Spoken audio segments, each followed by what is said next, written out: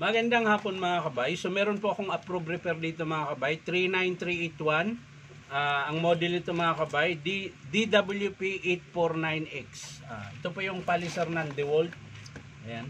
So ang papalitan natin dito mga kabay ay armature. Ayan. So ito yung armature niya mga kabay. Ayan, yan po yung bago. So may kasama na po siyang bearing, likod tsaka harap. Ayan. So diretso na siya salpak mga kabay. So tara mga kabay, samahan nyo ako, kakabit natin. So yan mga kabay, nakalas ko na po yung screw, pati yung carbon natanggal ko na po. So kakalasin na po natin. Ayan. So yan mga kabay, napakadali lang po magkalas niyan. Ayan, huhugutin nyo na lang. So ito po yung sira niyan mga kabay. Ayan. Ito po, ayan. Yan po yung nasira. So ito yung bago mga kabay. Ayan. So isasalpak lang po natin yan mga kabay. Ayan, kung makita nyo. Wala na pong kahirap-hirap dahil buo na po yung bibilin nyo. So kung masunog po yung waxer paliser nyo, paliser ng DeWalt, ayan, DWP849X. Bili na lang kayo ng armature, kabit nyo dahil isang buo na po siya. Wala na kayong kakalasin, wala nang ikakabit, diretso na po salpak. Ayan. So ang gagawin nyo lang, baklasin nyo lang, tsaka isalpak yung armature. So yan mga kabay, lalagay na po natin. Ayan. Tapos yung gearbox niya mga kabay. At syempre, balik natin yung screw. Ayan.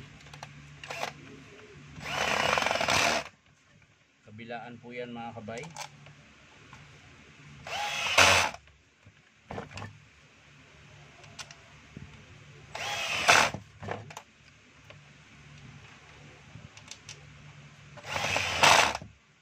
So yan, okay na mga kabay. Babalik natin yung carbon niya mga kabay. So yung carbon mga kabay, di muna ako nagpalit dahil medyo mahaba pa po. So yung armature lang po ang pinalitan ko.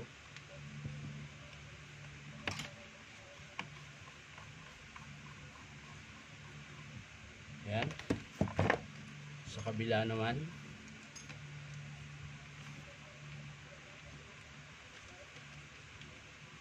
Ayan na. So yan, sa mga gusto magpa-repair mga kabay, punta lang po kayo dito sa Powerman Hardware, 530 T. Alonso, Santa Cruz, Manila. Ayan. Hanapin nyo lang po yung DeWalt na signboard. Ayan. So yan mga kabay, okay na. So ititesting na po natin. Ayan. Hanap lang tayo ng adapter dahil iba po yung saksakan niya.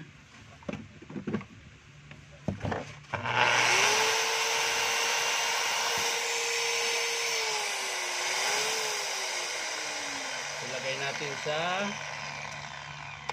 pinakamababa. Ayan, 600.